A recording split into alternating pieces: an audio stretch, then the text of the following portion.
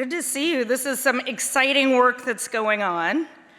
I am thrilled to be here.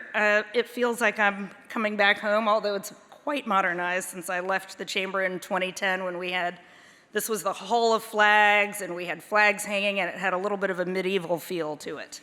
So it's a little bit more modern. But the work of the chamber continues, and the teams here are doing really fantastic things. So this is a very exciting gathering. I will tell you a bit about IBM's work on the future of work and how we are really approaching digital credentials, and then a little bit about what I see for my global role. So let me get started. So the US is experiencing a massive skills shortage across industries, and employers are competing for workers with the right mix of skills and competencies for available positions. According to a recent report from Manpower, 77% of employers face difficulties finding qualified talent. This is a 17-year high.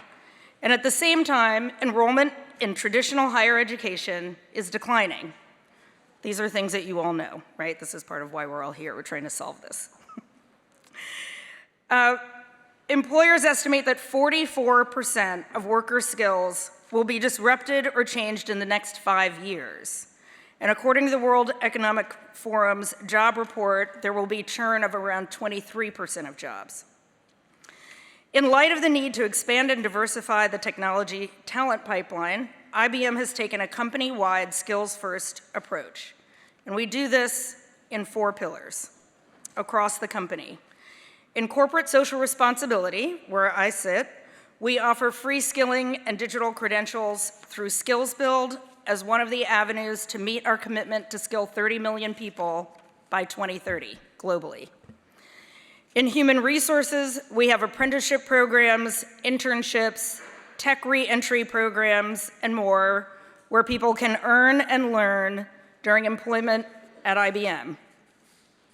Our government affairs team leads the Skills First Policy Coalition, advocating for policies that will result in better uses of funding and expanded opportunities for people to receive the skills they need to get good-paying jobs. And our consulting business has projects developing the infrastructure needed to support the secure and verifiable transfer of LERs. I know some of them are here today. To help close the skills gap, we offer a range of education, skills, and career readiness programs to US students and job seekers at no cost. Our programs help Americans get on the path to technology careers by reskilling people in early or mid-career jobs via our registered apprenticeship program through collaborative partnerships with nonprofit organizations, governments, education systems, and skilling partners. Several years ago, IBM coined the term new collar to describe in-demand, well-paying jobs that did not require degrees, because for these roles, a candidate's skills matter more.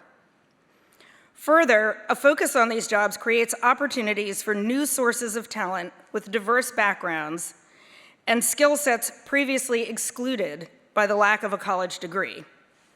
We speak from experience. Rewriting job descriptions and removing the 4-year degree requirement in more than half of IBM's job openings in the United States resulted in a more diverse applicant pool, including a 63% increase in underrepresented applicants and almost 20% of our US hires joining without a degree. To further the point, 62% of Americans 25 years or older do not have a bachelor's degree, and traditional 4-year degree requirements exacerbate the inequality in the workforce, which results in around 79% of Hispanics and 72% of Black applicants being ruled out from consideration for roles with traditional degree requirements. So let me talk a little bit about our apprenticeship program. The apprenticeship program is another way that we're expanding pathways to meaningful careers in technology. We started our first of its kind technology apprenticeship in 2017, and in its first year grew nearly twice as fast as expected, Today, we have nearly 30 different apprenticeship job roles, from cybersecurity to AI to digital design. IBM's technology apprenticeship programs allow people to earn and learn at the same time. Participants do not have to choose between education and a career. Our apprenticeship programs earned official recognition from the American Council on Education for more than 40 college credits, which is approximately 80% of the credits needed towards an associate's degree, with no cost to the apprentices. To cite one example, our application developer role recently was evaluated by ACE for a recommended 51 credit hours. We are currently working with community colleges to seamlessly transfer these credits and add complementary courses that would lead to an associate's degree for applicants. For IBMers, lifelong learning and development have been the hallmark of IBM's culture since graduating its first class of sales professionals in 1916. Today, we continue to invest in learning and development programs.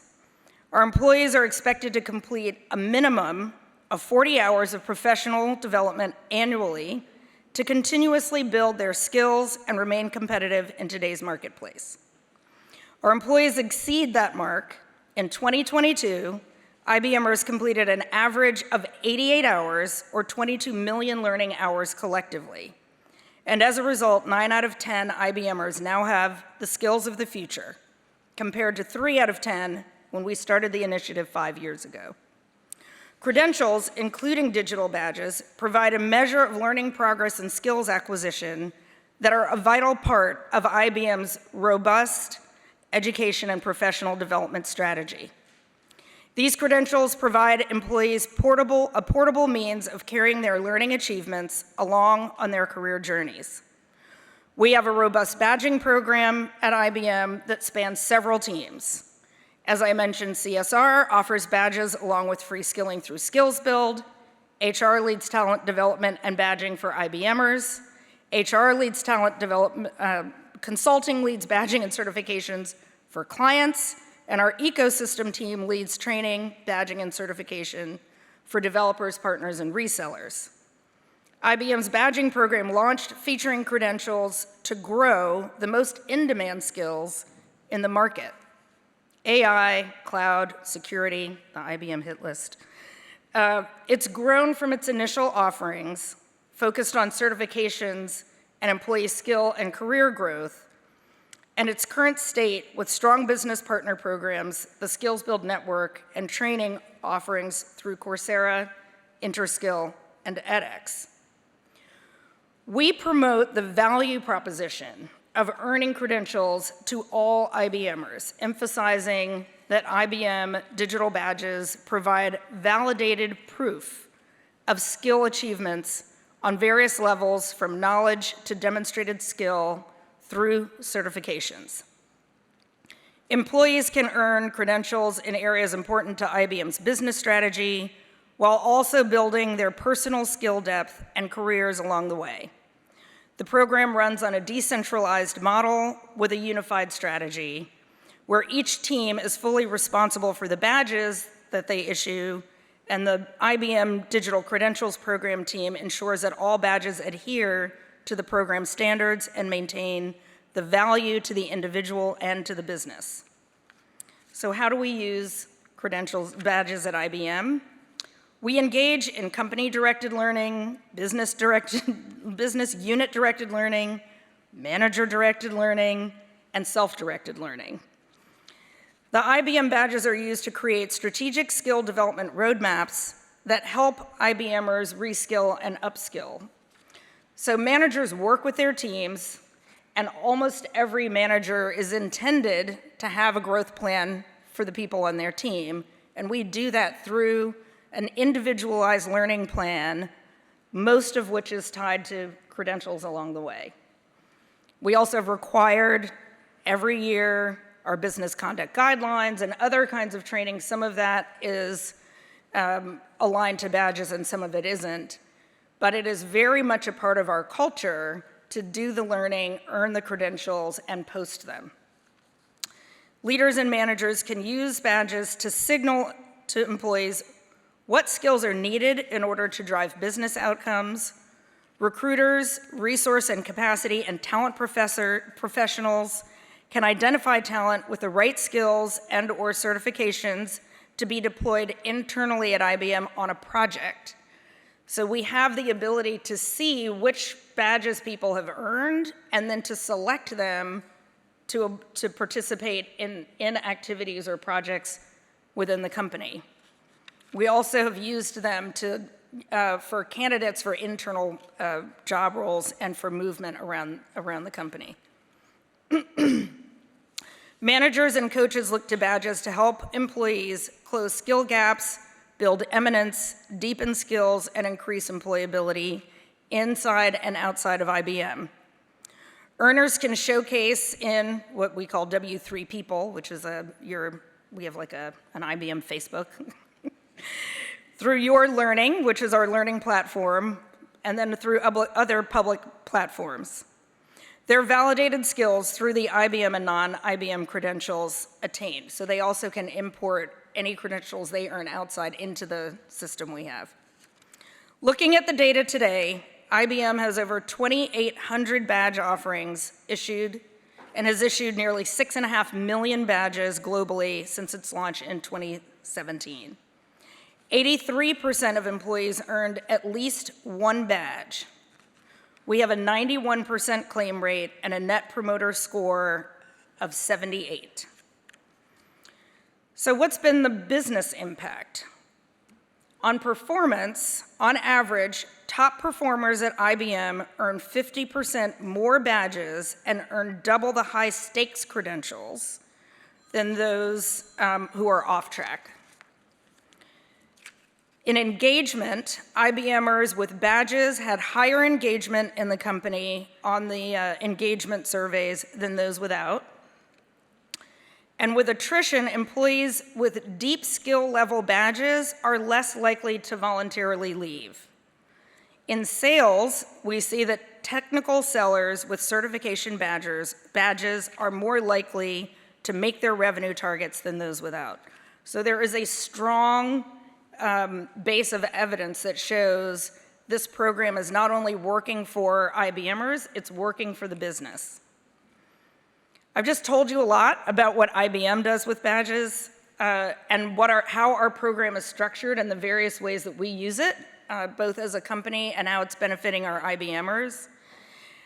In preparing to come today, I was rereading the Digital Credentials Consortium, Credentials to Employment, the Last Mile paper, and the Digital Credentials and Talent Acquisition, Tech Closing the Data Gap Between Learning and Hiring paper, which I'm sure all of you have read and many of you probably were either interviewed for or participated in writing.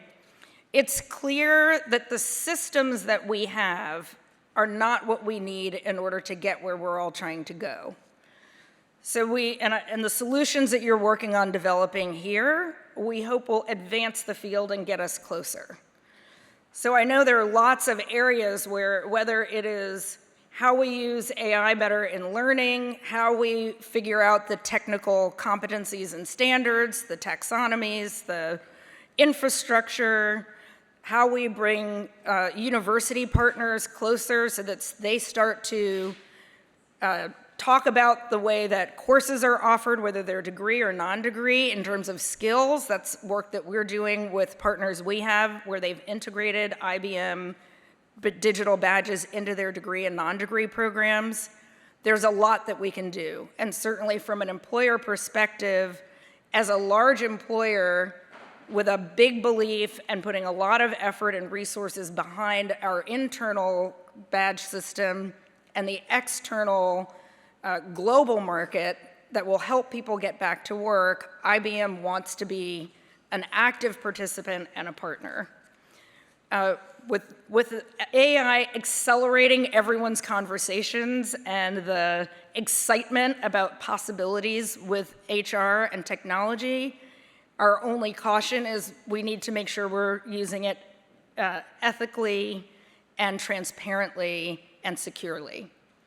So I know that Watson X hit the market recently, and we will have a lot more exciting things coming from IBM in the coming months. The timer is at 3, 2, 1.